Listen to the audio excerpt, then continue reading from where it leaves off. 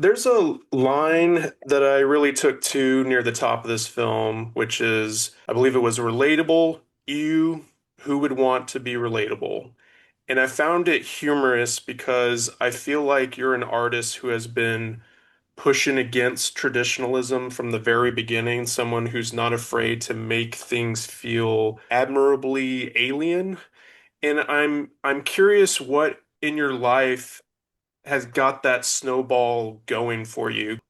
For every young teenager out there sitting in their room, dreaming of ways to express themselves, but maybe don't know the means they have or their abilities yet, I want to show that if you create with the heart and sustain it by doing it your way, Mm, understanding that good taste is the enemy of creativity and that an experience is to polarize because that creates an emotion that's a thought, that's human interaction. I will fight that fight for them till mm. I die. Well, good. We're thankful for it. And That's what I do.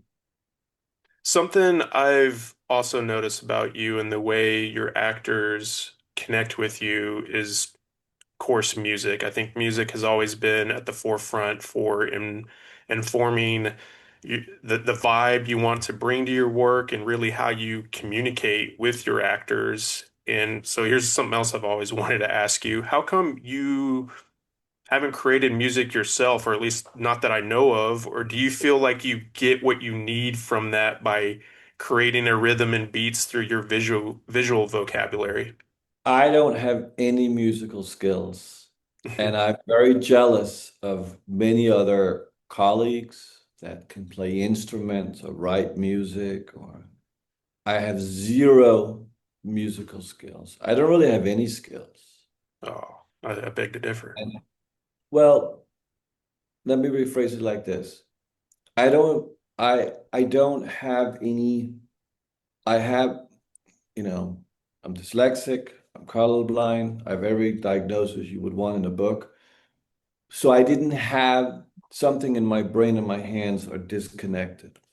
But I realized that you can also become an object if you use yourself emotionally, Hmm. so that you become the artifact. But to do that, you need a technical crew around you to support you essentially taking your clothes off in front of everyone else. Hmm. Because that's what pure exhibitionism, which the is the essence of creativity. It's to open yourself, Hmm. to show your inners. I wish I could do music. I just don't have the skill. But I love listening to music. I love using music. It's a very effective, inexpensive, healthy way to transport emotions from one to the other. Hmm. I would play a lot of music on set as always, but a lot on her private house because there was so much silence in many ways. Hmm.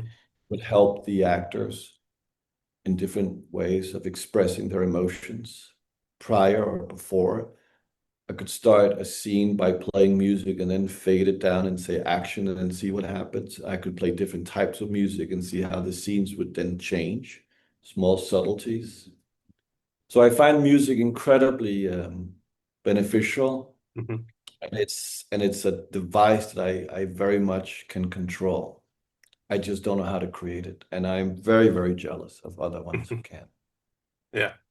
So since you have this ability to put together these lists of songs for others to listen to, whether that's Mhm. actors or crew, how often do they share music with you that they're probably picking up from what you're putting down that maybe has been something that you've been listening to a lot more lately? Had they introduced you to any music that you maybe throw on in the car or listen to while you write? No, this is Mm. where I control the playlist. Ah. There are my emotions. Afterwards, we can talk about it. But during the actual process, you know, hands off the remote, you know. All right. Well, I'll stay off the remote then. So, I guess speaking of that visual vocabulary, this film, no surprise, it's stunning. I think it's cool that we get to see almost otherworldly interpretations from you in this as well. You're moved by things that most people might not be, and you have such a unique way that you observe things. Like with each film, I feel like I'm sensing the kid in you from making the work, and I'm just curious what you think your kid self would say about this film. I think that I decided at a certain age never to grow up. Mm, I never wanted to live in an adult world, which is probably why I was always attracted to genre. mhm, There is a kind of, in a way, uh, adolescent romanticism and this kind of naivety that we fantasize about a better world. We fantasize about ourselves being different. We want to be transported, which is in a way very childlike. It's fairy tales. mhm, But for me, I never wanted to be part of anything, let alone relatable. I always say, what's so great about being normal? yeah. When was there ever a criteria to live up to? But to live free and be who you are and who you want to be, that's your only obligation. Aleister Crowley philosophy is do as thou will was based on the fact that if you didn't give in to your sins, you were sinful.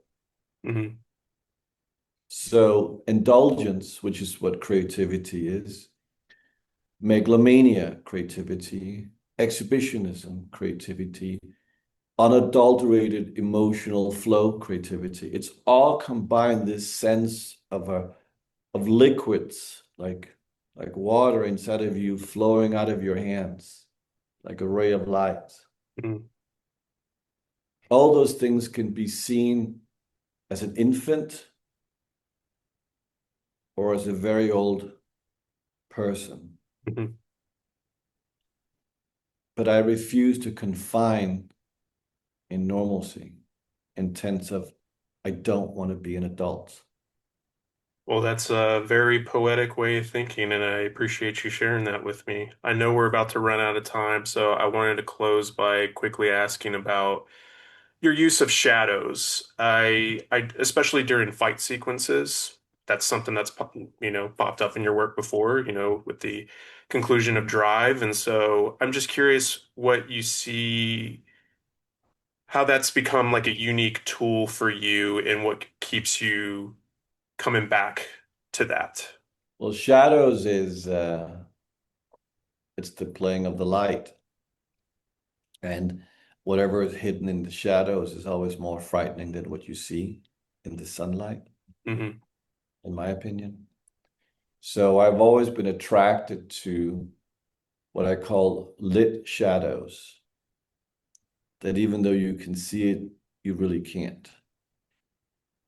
And it's really an aesthetic choice in ways. But because the whole film was built on stages, which I'd never done before, because I'd always worked in urban environments Hmm. on everything I had made prior. This was the first operatic sense that it was like I created an opera on stage because I built a world and the themes were very operatic and the music became an opera by Pino because that's Yeah. in a way what I wanted to make. But like anything on stage, lighting is enormously effective. And shadows is a very, very inexpensive creative way if you have little dough to make something look fabulous. Hmm. I bet you that was Like more creatively freeing for you to have the stages and to build from essentially scratch rather than adopting environments to make it feel like your world. I couldn't. I tried and I went to certain places. I visited Tokyo. I visited Seoul Hmm. to see if I could find a city that would, in a way, exist in my imagination. But as much as I love those cities and I love Tokyo, I still could not see the city except in my memory or in my fantasy. So, like a child, I was able to go back and build my own dollhouse and play with dolls. Yeah, But how happy could I ever get? right.